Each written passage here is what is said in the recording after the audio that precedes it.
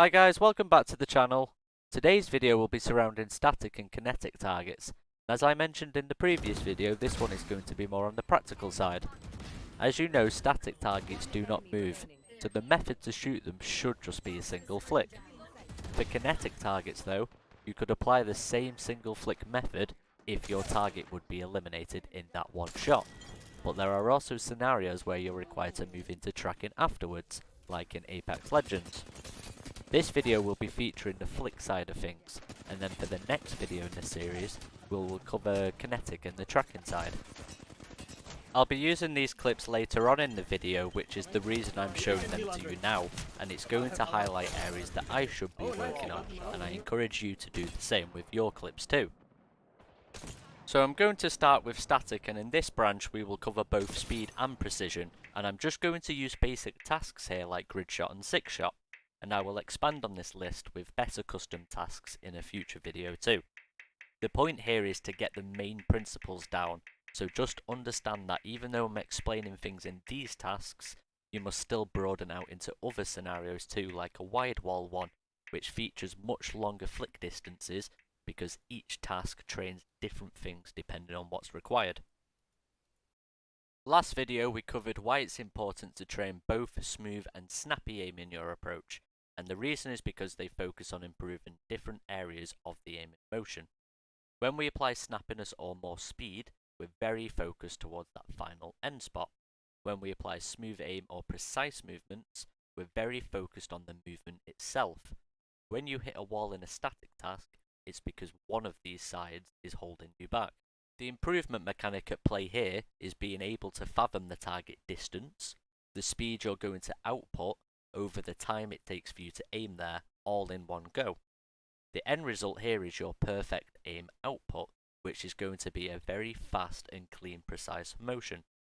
Now, the method in how you proceed with anything aim related, whether it be in-game or in aim trainers, is going to build your aiming behavior, so it's really important that you learn that improvement mechanic. Now, the correct way to train consistency for this perfect aim output is to make the correct movement first. That's the very starting point, and to do this you must aim smoothly. I did not say slow here either, so if you aim faster anyway, if you're more experienced, then by all means aim fast, but absolutely make sure that you're aiming smoothly. We also covered that simply maximizing your speed does little to improve on your distance and timing assessments, because your focus is placed towards faster speeds. And it's also why I'm pushing so much on the smooth aiming side, because it really does help nurture every element of that improvement mechanic. The key things to look for in this first step is your launch angle. All of your attention here should be spent on both of your aim and the final target in terms of his whereabouts and your aim's relative position towards it.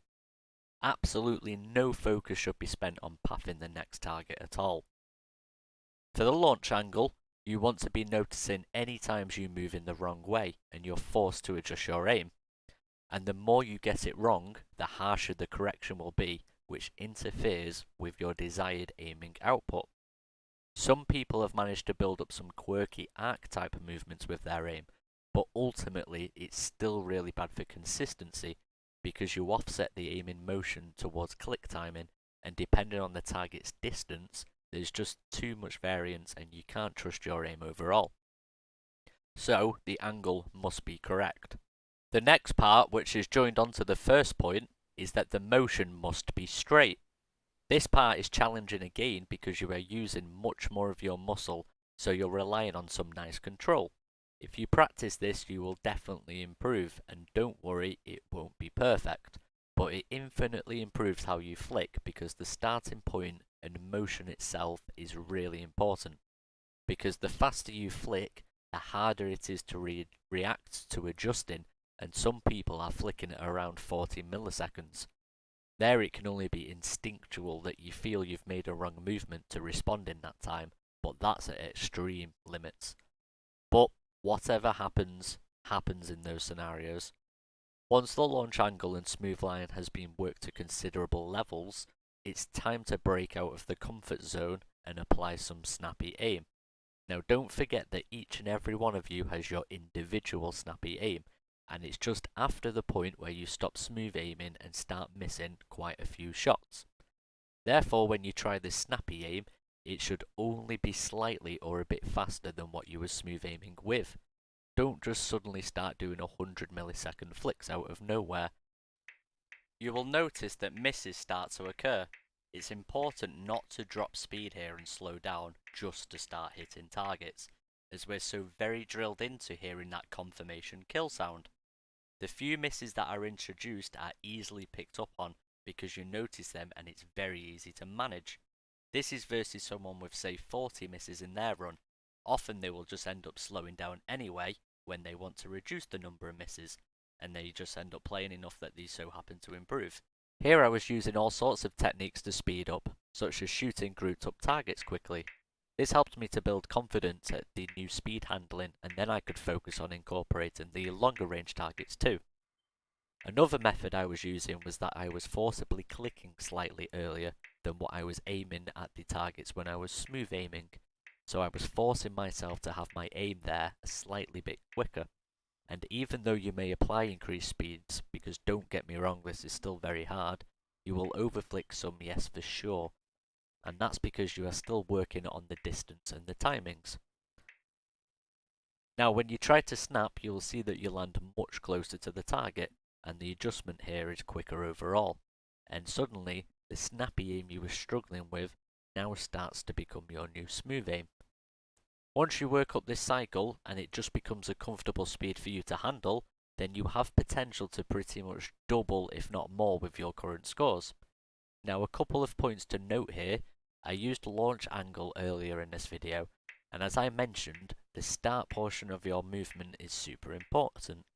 Pay attention to how fast you are actually launching, because that's often a majority of the issues for people having poor lines, rubbish angles, or terrible overflicks. Now here it's worth mentioning some other techniques like rhythmic shooting, and I really enjoyed this to again break myself out of habits, but there's also bad points to this method too. One benefit is forcing you to aim quicker on further out targets, which some people take longer with. If you force yourself to shoot when the metronome strikes, if you miss, you failed, move on to the next one and work on it. A disadvantage is that you can neglect shooting bunched up targets faster, and this alone is kinda huge. If you can nurture precise shots at faster speeds, even though it's like adjustment range from one target to another, then that's as close to training for translation as you can actually get. Back a couple of clips I posted at the start of this video, these are only very short distance flicks, but you can see the first one is extremely clean. A very well nurtured shot, and these are the results you start to see much more of when you start to trust your aim.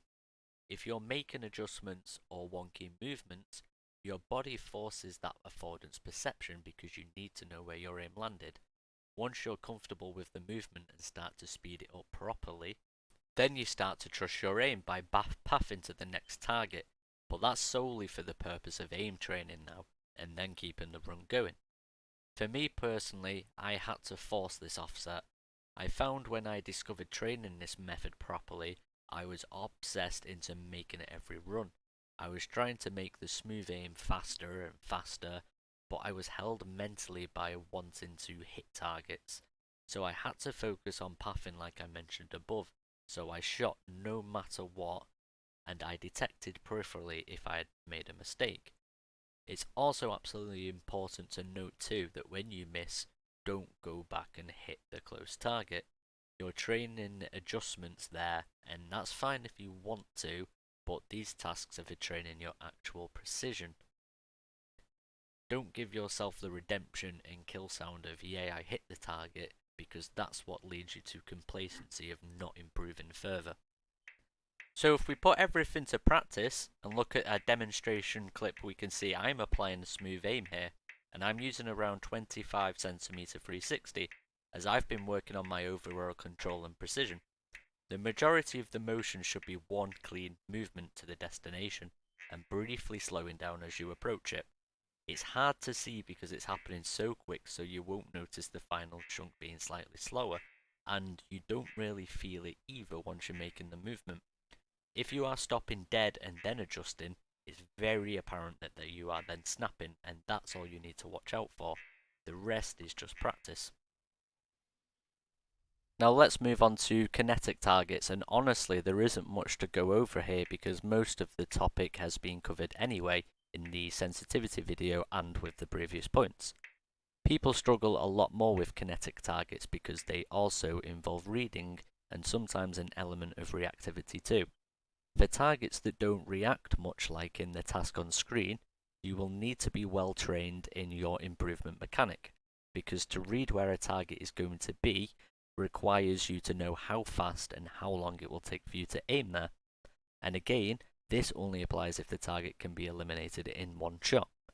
If it is a tracking based scenario or there's reactivity included, then as you know it's better to smooth aim up to the target rather than go for the flick type approach. So again, the same points apply in static than they do to kinetic. You should not be looking to flick these as fast as you can. Instead, aim smoothly up to them and eliminate the target, and you will in turn learn to understand the target's whereabouts when you come to speed up.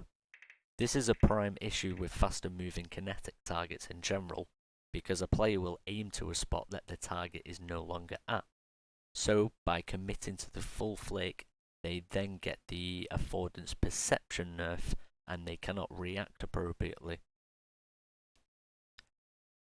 Now, if we look back on that same Apex clip, and there was a Valorant clip too I had in the sensitivity video, you will notice that sometimes my aim doesn't slow down, and these are what I consider to be my type of god flicks, because they rely purely on click timing, and this type of shot categorizes as lucky, because it is just simply luck whether you get the fine timing or not. There's no way we can respond to just a 15 millisecond window, and in this type of shot I don't care about the final end spot of my aim whatsoever. Another type of shot is when you go for your fastest flick possible, but you do want to land on target before you shoot. So often you will land close and need to adjust before you shoot, or you'll spray if you come close to the time you think you'll die in. As you know, with this type of shot, results will vary because even after years of experience, you'll still end up missing. And then there's smooth aim as the type of shot which is the best improvement and will recorrect any bad habits. So that's about it, guys. If you're at any wall in your training with clicking or flicking tasks, then these are the reasons why.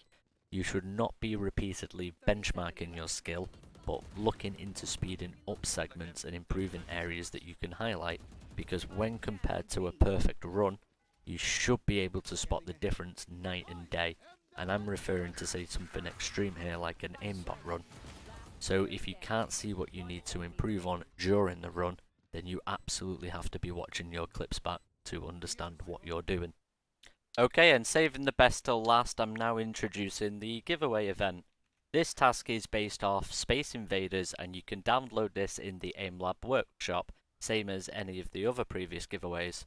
To enter this giveaway event, you just simply have to play the task, and then take a screenshot of your score.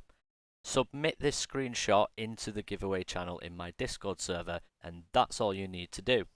The link to join the Discord is below this video.